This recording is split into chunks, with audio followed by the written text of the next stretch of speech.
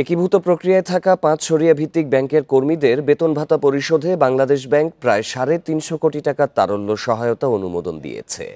এ অবস্থায় কর্মীদের বেতন এবং অন্যান্য সুবিধায় কাটছাঁট হতে পারে। বুধবার ৫ ব্যাংকের প্রশাসকদের সাথে বৈঠকের পর এসব সিদ্ধান্ত নেওয়া হয়।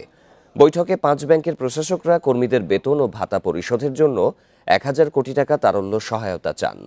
জবাবে কেন্দ্রীয় ব্যাংক শুধুমাত্র কর্মীদের বেতনের জন্য প্রায় ৩৫০ কোটি টাকা ছাড়ের অনুমোদন দেয়।